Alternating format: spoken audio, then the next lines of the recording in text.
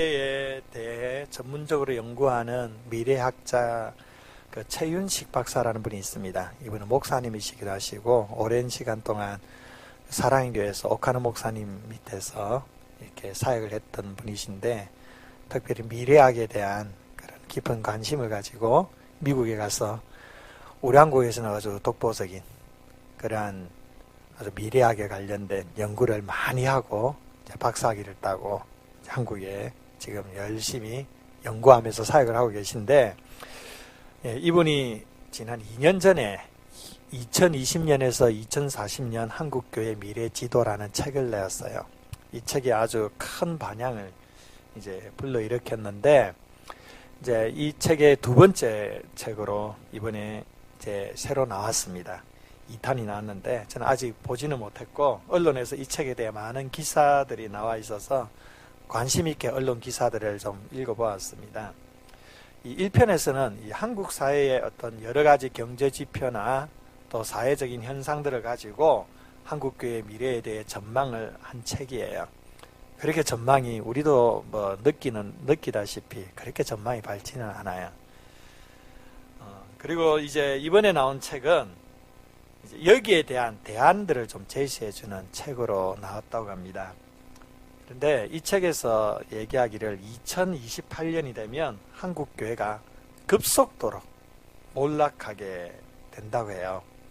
그 이유가 무엇이냐면 한국 사회에 이제 금융교회가 이 시기에 큰 위기가 닥쳐오게 될 텐데, 이 위기로 말미암아 중대형 교회들이 부도를 많이 당하게 되고 또 고령화와 맞물려 가면서 한국교회 이 모든 전체가 급속도로 쇠락의 길을 걷게 될 가능성이 많다고 얘기했어요.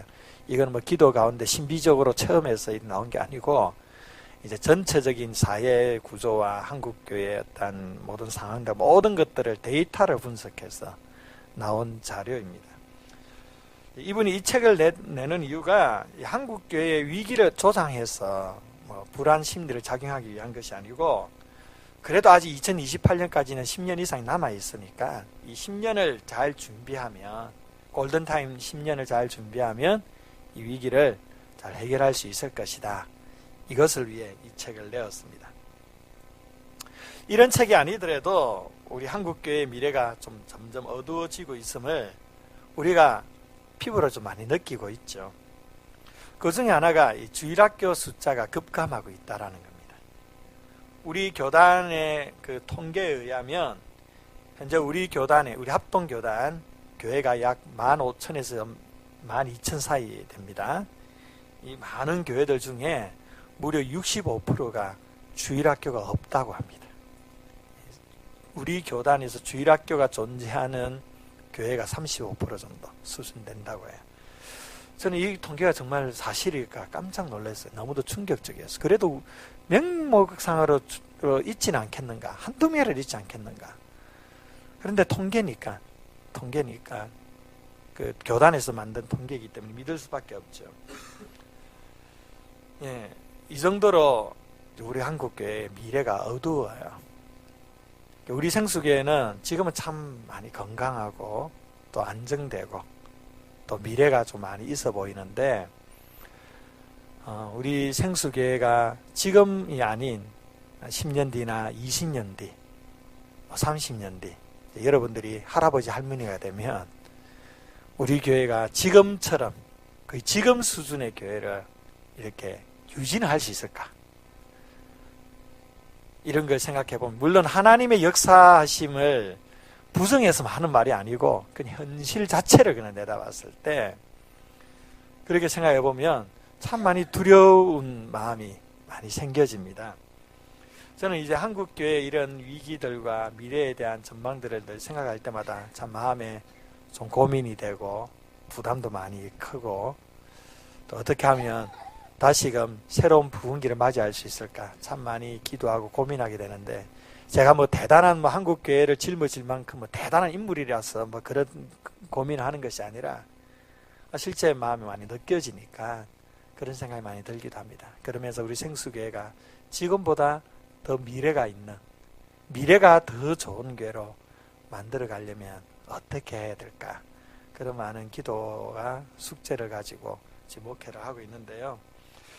이러한 현실 속에서 우리가 어디부터 다시 시작하고 세워가야 될까라고 생각해 봤을 때 먼저 드는 생각이 교회론부터 새롭게 정립을 해야 된다, 그런 생각이 들었습니다.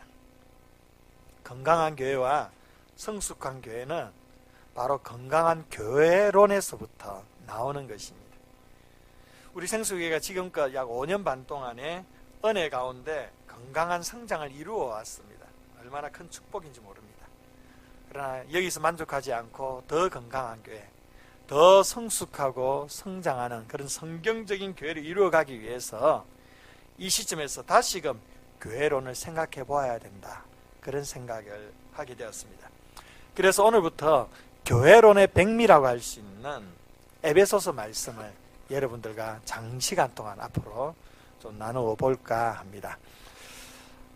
오늘 제가 여러분들에게 이해를 도우기 위해서 PPT 자료를 좀 준비했는데요. 자, 자료를 좀 띄워주시면서 보도록 하겠습니다. 이 에베소 교회는요, 아주 대단한 교회예요.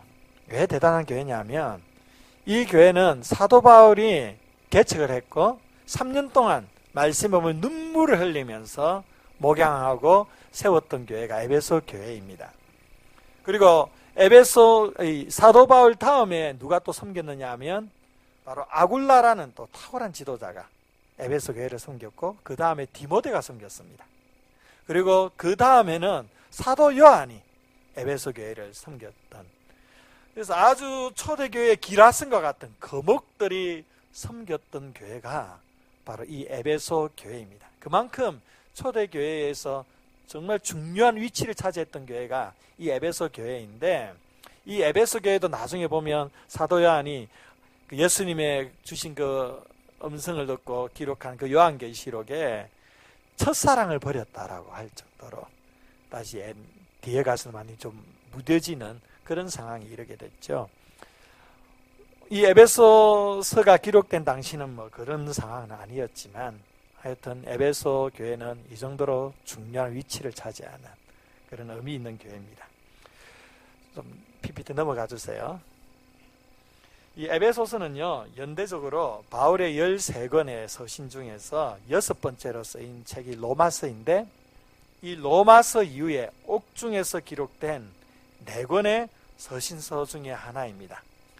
4권이 뭐냐면 에베소서, 골로새서, 빌립보서, 빌레몬서, 에골, 빌빌, 이렇게 외우시면 될 것 같습니다. 예, 본래 디모데 전후서도 옥중 서신인데 시기가 달라요. 이 초기에 옥중에서 기록된 서신서이고, 이 에베소서를 가리켜서 사람들이 뭐라고 하느냐 하면 신약의 알프스이다 라고 했어요. 신약의 알프스이다. 그러니까 신약 성경에 있어서 가장 높은 수준에 있는 책이고 가장 좋고 아름다운 책이라고 해서 신약의 알프스라고 불려졌습니다. 또 에베소서는 하늘에서 내려다본 신자의 삶을 제시합니다.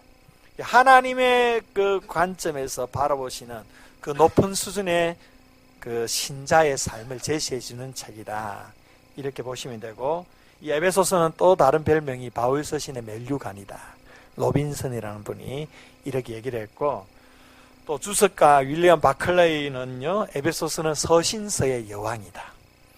아주 이 에베소서를 극찬을 아끼지 않은, 모든 성경이 다 보물과 같은 보배롭고 귀한 것이지만 그 중에서도 이 신약 성경의 에베소서를 많은 우리 성경학자들이 이렇게 극찬하면서 소개를 해 주었습니다.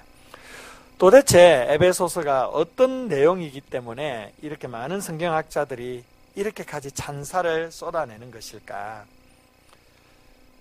우리가 이 주일 예배를 통해서 이 에베소서에 깊이 빠져 들어갔으면 좋겠습니다. 이 에베소서 말씀을 함께 나누는 시간 동안에 여러분들에게 과제를 2가지를 드릴게요.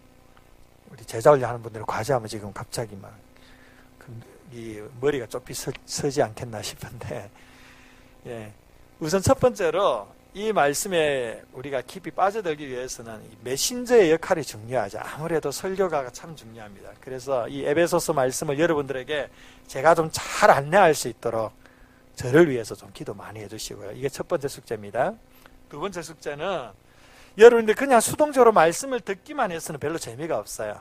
물론 은혜도 될 수는 있지만 좀 더 적극적으로 여러분들이 함께 이 말씀을 공부해 나갔으면 좋겠는데, 다른 뭐 여러 가지 여러분들 이걸 성경 공부해오라 하면 뭐 아마 교회를 옮기려고 하지 않겠나 싶은데 예, 그럴 필요는 없고, 에베소서는 6장까지 되어 있는데 매주 한 번씩 에베소서를 읽어오시길 바랍니다. 예, 하루에 한 장이면 되잖아요, 그죠?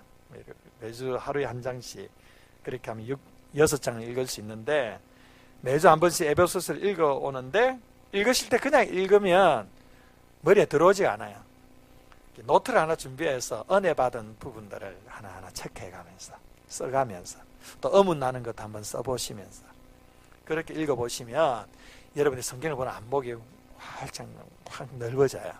안목이 커집니다. 큐티식으로 하지 마시고, 큐티는 지금 매일 성경에서 그러대로 하시면 되고, 그냥 이것은 간단하게 읽으면서 은혜 되는 거. 은혜 안 되면 그냥 넘어가요. 그냥 읽으시면 되고요. 예, 은혜 되시는 부분들을 좀 적어가시면서 읽으면 아주 여러분들 성경을 좀 보는 안목을 크게 키워주리라 생각이 듭니다. 이 두 가지 숙제를 매일마다 꼭 해주시길 바라고, 숙제 검사는 어떻게 할까요, 제가? 어떻게 하면 좋을까 모르겠네요. 예, 하나님께서 숙제 검사 해주시리라 믿고 여러분들에게 다 맡겨드리니까 열심히 저를 위해 기도해 주시고 에베소서를 많이 읽어주시기를 바랍니다. 에베소서의 저자는요, 바울입니다. 바울. 에베소서 1장 11절과 3장 1절에 두 번이나 자기 자신이 에베소서를 기록했음을 소개를 해주고 있죠. 그리고 교회 전통이 이 에베소서의 저자가 바울이라는 것에 다 일치를 하고 있습니다. 이 에베소서의 저자는요, 사도 바울이라는 게 의심의 여지가 없는데, 많은 성경학자들이 이 사도 바울의 저작서를 의심하고 있는 분들이 있어요. 그것은 좀 부정을 위한 부정이라고 우리가 생각이 되어서요. 왜냐하면 밝혀주고 있잖아요. 자기가 저자임을 밝혀주고 있는데 굳이 의심해 가면서 그렇게 부정할 이유가 없죠. 오늘 읽은 본문 1절에 보면 사도 바울은 자신을 이렇게 소개합니다. 하나님의 뜻으로 말미암아 그리스도 예수의 사도된 나 바울은 자신을 사도로 소개를 했습니다. 이 에베소서뿐만 아니라 빌레몬서를 제외한 모든 바울 서신에서 자기 자신이 사도됨을 분명하게 밝혀주고 있어요. 바울이 이렇게 자신이 사도됨을 밝히는 이유가 있습니다. 바로 초대교회 당시 바울의 사도직을 인정하지 않고 의심하는 성도들이 많이 있었기 때문입니다.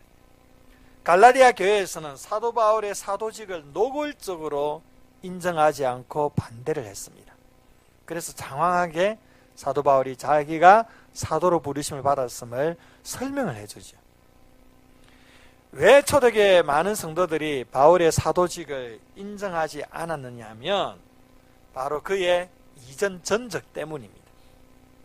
바울은 본래 예수 믿는 제자들과 성도들을 핍박했던 인물이었습니다.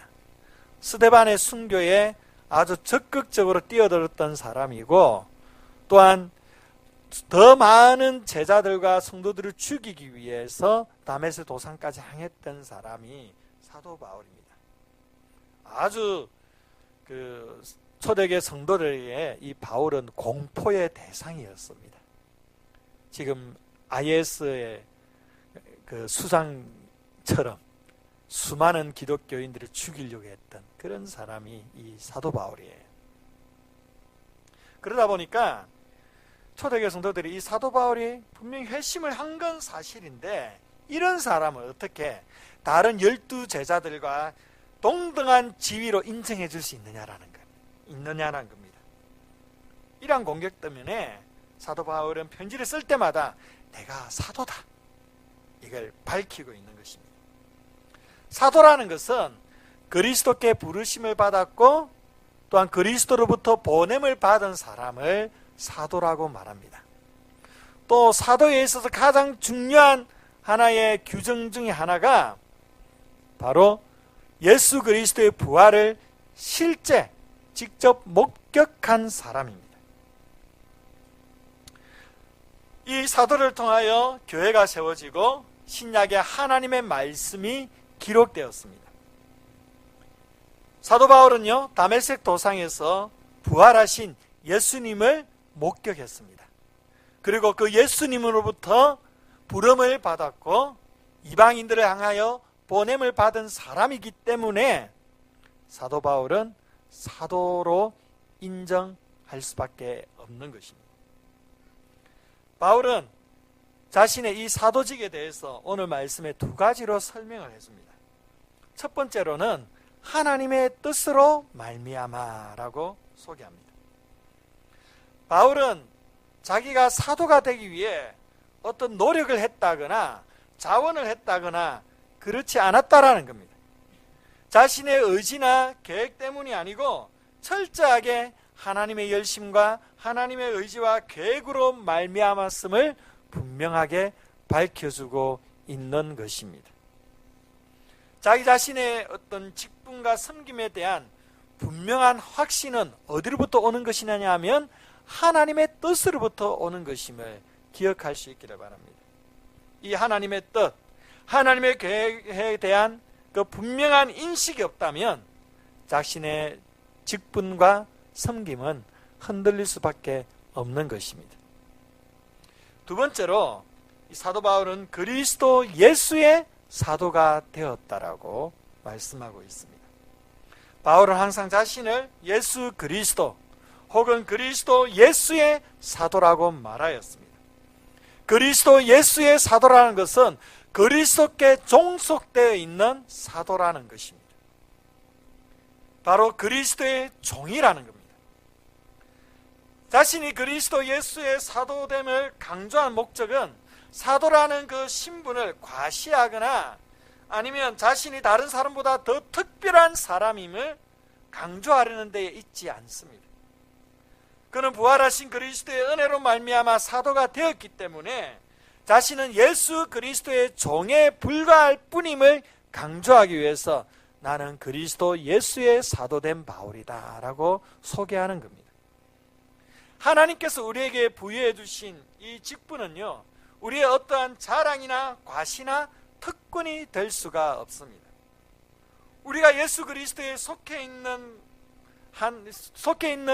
한도에는 우리가 그리스도의 종에 불과할 뿐이라는 겁니다. 종은요, 자기가 없습니다. 종은 자기의 의지도 없고 자기의 뜻도 없고 자기의 계획도 없습니다. 종은 오직 주인의 뜻에 따라 존재할 뿐입니다. 종이 왕노를 해서는 안 됩니다. 종이 자기를 주장해서는 절대 안 되는 것입니다. 우리에게는 이 종의 의식을 가져야 됩니다.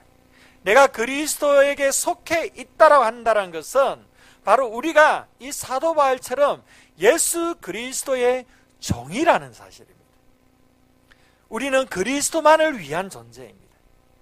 그리스도의 뜻을 이루는 존재이고 그리스도의 그 계획을 이루어 나가는 존재일 뿐이라는 겁니다.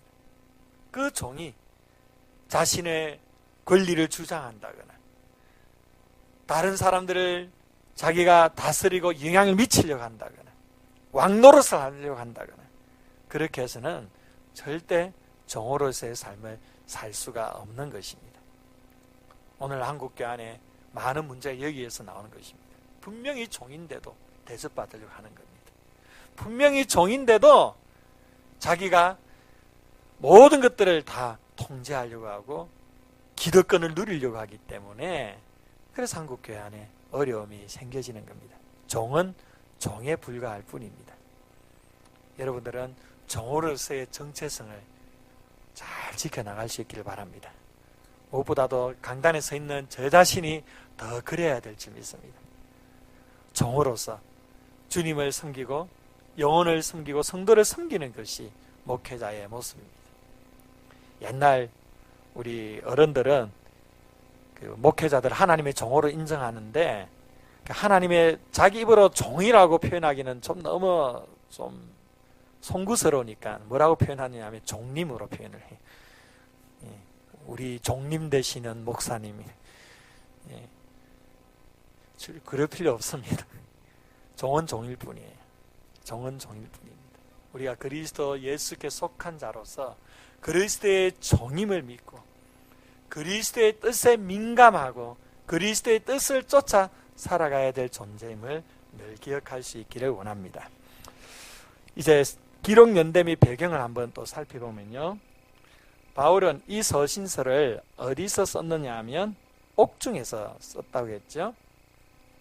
그리고 이 기록 연대는요, 로마에서 1차 투옥 기간 중에 주후 61년에서 62년경에 기록이 되었습니다. 이 편지를 쓸 즈음은 바울이 이제 그리스도인이 된 지 30년 정도 된 시기입니다. 그는 3번의 전도 여행을 했고 소아시아 지역 도처에 교회들을 세웠습니다. 3번째 전도 여행 마지막에 그는 전도하는 것 때문에 폭동을 선동했다라는 누명을 쓰고 예루살렘에서 체포를 당합니다. 바울은 이제 체포되어서 이제 로마 당국에 끌려가게 되는데 자기가 이제 로마 시민권을 가진 사람이라고 얘기를 하면서 직접 가이사에게 상고를 합니다. 이렇게 한 의도가 있어요.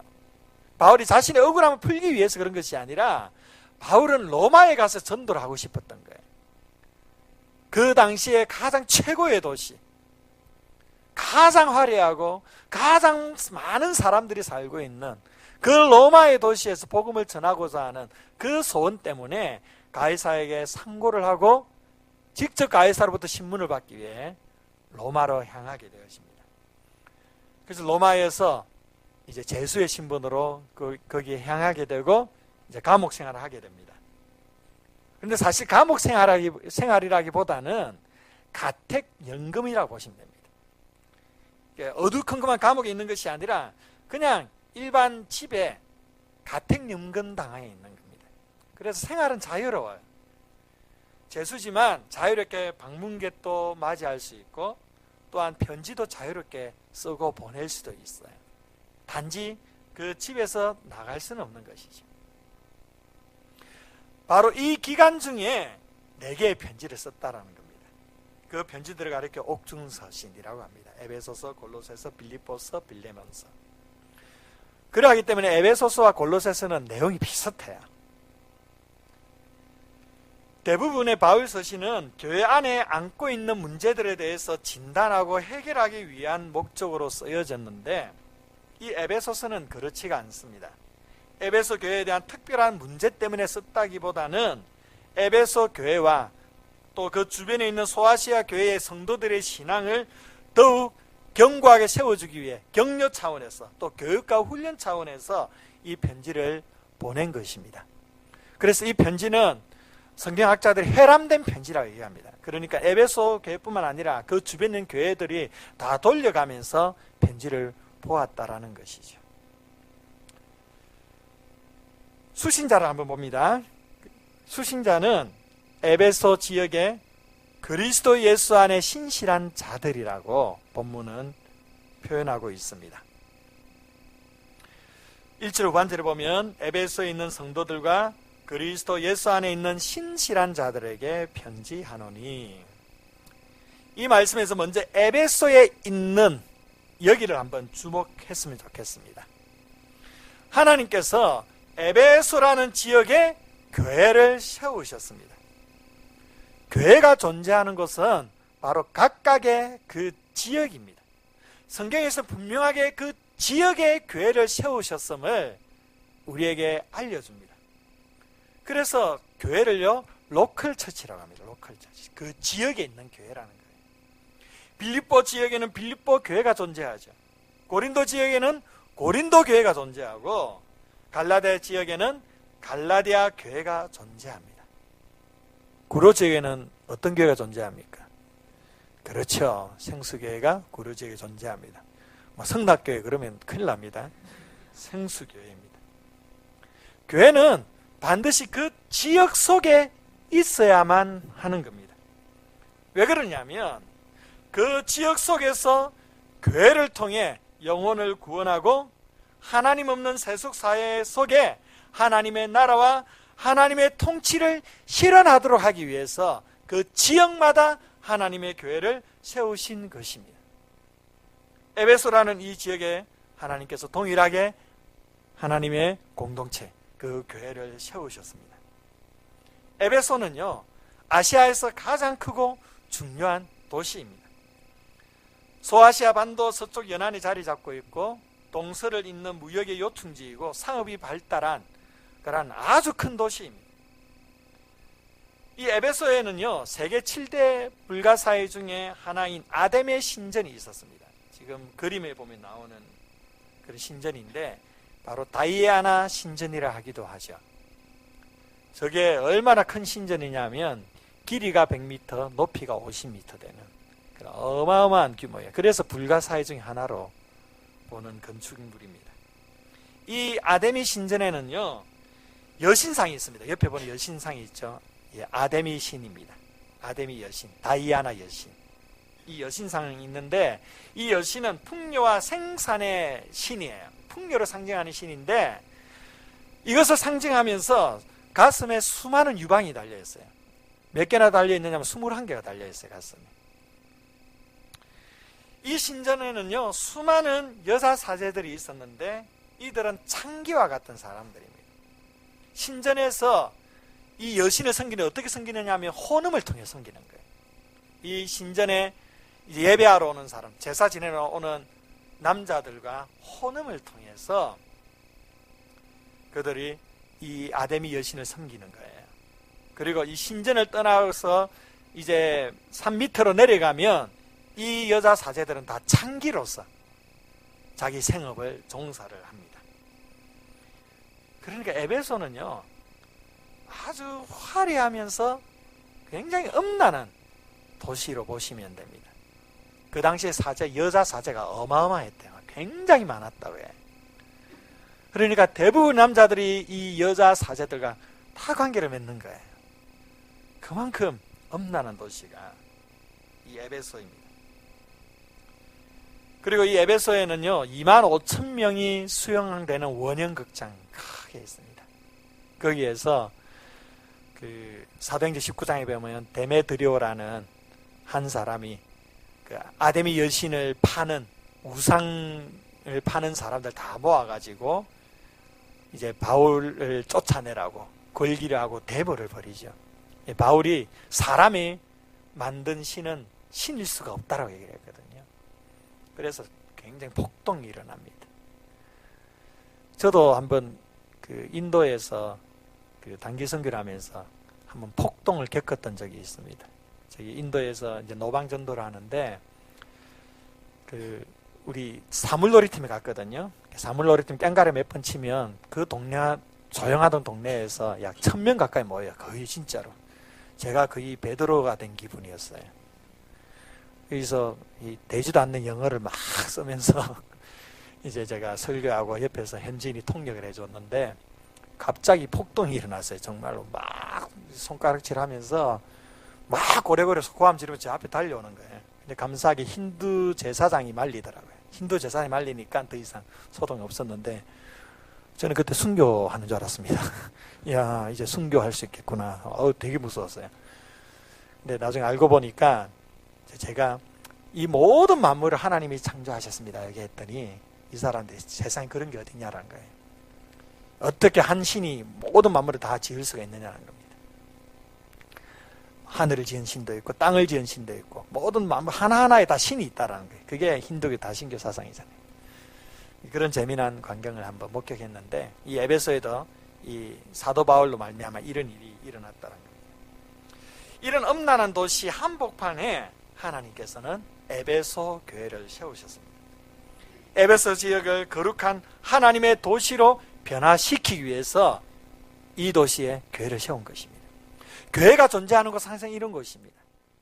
화려한 사람들이 세속 문화를 즐기고 그리고 음란하고 어두컴컴하고 영적으로 혼탁한 그런 도시마다 하나님께서는 어김없이 하나님의 교회를 세우시고 그 교회를 통하여 그 땅 가운데 하나님의 나라를 이루게 하시는 것입니다.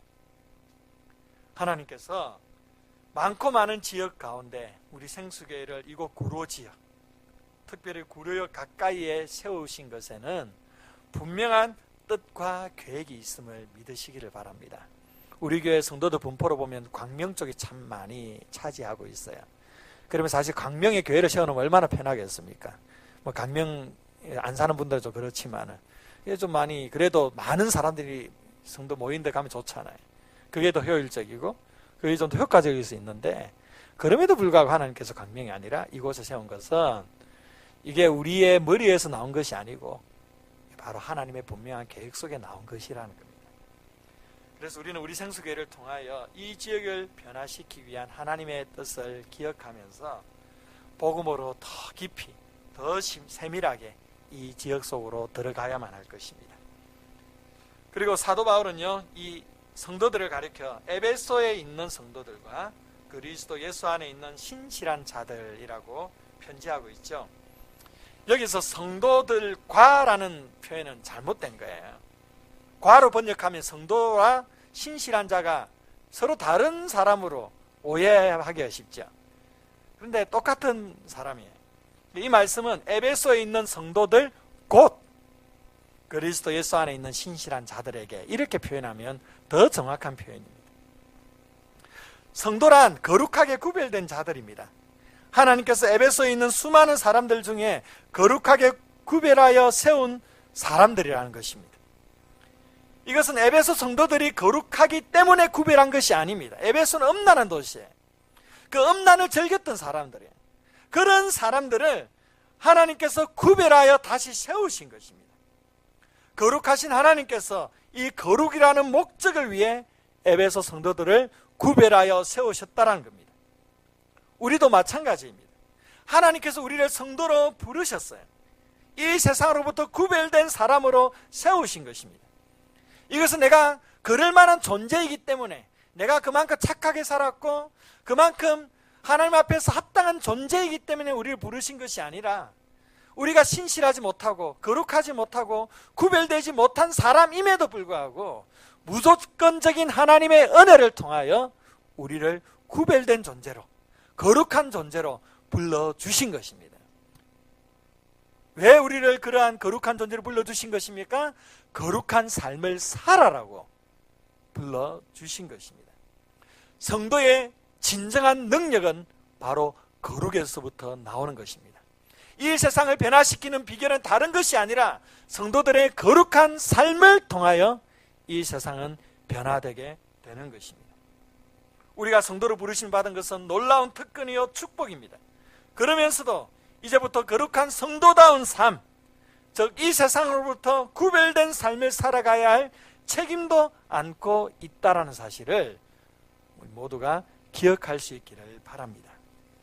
또 우리가 함께 살펴보기 원하는 것은 특징입니다. 에베소서에는 세 가지의 특징이 나오는데, 우선 첫 번째로 에베소서 1장과 3장 사이에 그리스도 안에 있음으로써 누리는 신자의 지위를 말합니다. 신자의 지위, 성도의 지위를 말하는데 풍성이라는 단어를 6번이나 사용합니다. 좀 희미해서 잘 안 보이는 것 같은데 1장 7절에 보면 은혜의 풍성함이라는 말씀이 나옵니다. 그리고 에베소서 1장 18절에는 영광의 풍성함, 2장 4절에는 긍휼이 풍성하신, 2장 7절에도 그 은혜의 지극히 풍성함, 3장 8절에도 그리스도의 풍성함, 3장 16절에도 영광의 풍성함, 계속해서 풍성함을 강조합니다. 우리가 그리스도인이라는 그 신분, 그 지위가 얼마나 풍성하고 얼마나 놀라운 것인지를 이 에베소서 1장에서 3장의 말씀에서 우리에게 소개해주고 있다는 겁니다. 두 번째 특징은요, 에베소서 4장에서 6장 사이에 그리스도인의 실천을 말하면서 행하라는 단어를 5번 사용합니다. 행하라. 너희가 그리스도인으로서의 풍성한 지위를 누리고 있다고 한다면 이제 그리스도인으로서 행해야 될 삶이 있다는 겁니다. 그래서 에베소서 4장 1절에는 합당하게 행하여, 또 17절에는 행하지 말라, 5장 2절에는 사랑 가운데서 행하라, 5장 8절에는 빛의 자녀들처럼 행하라. 5장 15절에는 어떻게 행할지를 자세히 주의하라. 행해야 될 것을 강조해주고 있습니다. 세 번째 특징은요, 에베소서에는 그리스도 안에서 엔 크리스토스라고 하죠. 이 그리스도 안에서라는 말이 35번 사용됩니다. 그러니까 우리가 신자의 지위를 풍성하게 누리는 것도, 또한 하나님의 말씀을 실천하여 행하는 것도 그리스도 안에서만 가능한 것임을 강조해주고 있는 말씀인 것입니다. 또한 에베소서에는 9번 교회라는 단어가 9번 등장을 합니다.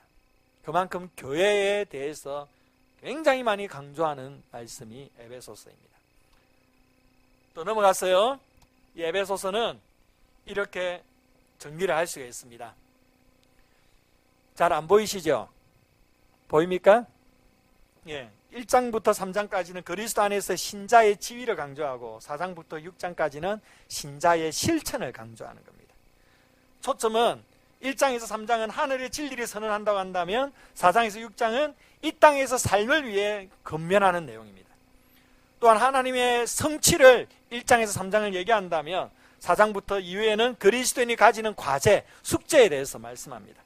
강조는 주권, 1장은 주권, 2장은 은혜, 3장은 화해, 4장은 새로운 연합, 5장은 새로운 행함, 6장은 새로운 강건함이에요.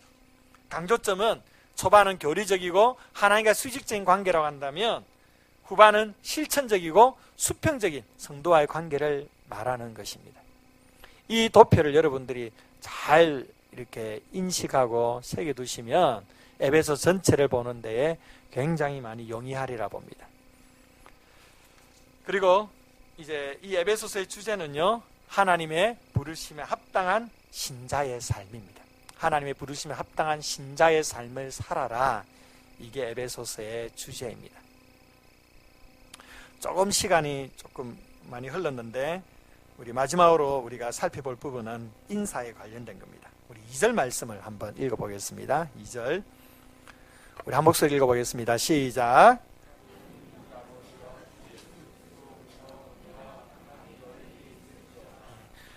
하나님 우리 아버지와 주 예수 그리스도부터 은혜와 평강이 너에게 있을지어다. 사도 바울이 수신자인 에베소 성도들에게 이렇게 인사를 하죠. 은혜와 평강은요, 기독교 신앙의 핵심이자 본질입니다. 바울은 자신의 모든 편지에서 은혜와 평강을 빌었습니다. 이 은혜와 평강이 없는 기독교는 절대 기독교일 수가 없습니다. 은혜와 평강이 없는 성도의 삶은 온전한 삶이라고 말할 수가 없습니다. 그만큼 은혜와 평강은 우리의 신앙과 또 우리가 믿는 것의 중요한 본질이 됨을 말씀해 주는 것입니다. 은혜란 것은 값없이 주시는 하나님의 선물을 가리킵니다. 에베소서 2장 8절에 보면 너희가 그 은혜에 의하여 믿음으로 말미암아 구원을 받았으니 이것이 너희에게서 난 것이 아니라 하나님의 선물이라고 강조합니다. 우리의 구원이 어떻게 이루어졌느냐? 바로 하나님의 은혜로 말미암아 우리가 구원을 받았다는 겁니다. 평강은 무엇입니까? 바로 그리스도께서 십자가에서 죽으심으로 하나님과 사람 사이에 이루어 놓으신 평화를 말합니다. 예수님께서 이렇게 말씀하셨습니다. 요한복음 14장 27절 말씀에 평안을 너희에게 끼치노니 곧 나의 평안을 너희에게 주노라. 내가 너희에게 주는 것은 세상이 주는 것과 같지 아니하리라. 하늘의 신령한 평강을 우리에게 줄 것임을 말씀합니다. 이 은혜와 평강이 누구로부터 온다라고 말씀합니까? 바로 하나님 아버지와 주 예수 그리스도로부터 온다라고 말씀하고 있습니다. 또한 중요한 것은 이 은혜와 평강은 절대 순서가 바뀌어져서는 안 된다는 겁니다. 성경 어디를 봐도 평강과 은혜는 없습니다. 은혜와 평강인 겁니다. 이것은 무엇을 말하느냐? 은혜가 있어야만 평강이 있다는 겁니다. 구약의 이스라엘 사람들의 주된 인사가 바로 샬롬입니다. 샬롬. 평강을 빌어주었는데 서로 이렇게 샬롬을 말하면서도 진정한 샬롬을 누리지 못한 시대가 구약 시대예요. 왜 진정한 샬롬을 누리지 못했느냐? 은혜가 없었기 때문입니다. 우리도 마찬가지입니다. 우리의 마음에 평강을 잃어버린 이유는 다른 외적인 상황과 조건 때문이 아니라는 겁니다. 우리 안에 은혜가 식어져 있기 때문에 마음의 평안함도 잃어버리게 되는 것입니다. 하나님께서는 이미 우리에게 은혜를 주셨어요. 이미 우리에게 은혜를 주셨음에도 불구하고 우리가 이 은혜를 누리지 못하는 이유는 오직 하나입니다. 바로 하나님과의 거리가 멀어져 있기 때문입니다. 우리가 이 하나님과의 거리를 좁히셔야 돼요. 은혜의 원천이 되시는 그 하나님께로 더 가까이 나아갈 수 있어야 됩니다. 그 하나님 앞에서 은혜의 샘물에 흠뻑 적셔지게 될 것입니다. 그 은혜가 있을 때에 우리 안에 예수님께서 말씀하신 것처럼 세상이 줄 수도 없고 세상이 알 수도 없고 세상이 이해할 수도 없는 놀라운 평강이 우리 안에 가득 넘치게 될 것입니다. 사랑하는 성도 여러분, 이 에베소서를 함께 말씀을 나누는 가운데 여러분의 삶에 이 하나님의 은혜와 평강이 충만할 수 있기를 축복합니다. 우리 옆에 분들을 인사할까요? 은혜와 평강이 충만하시기를 바랍니다. 네, 잠시 찬양하고 기도하는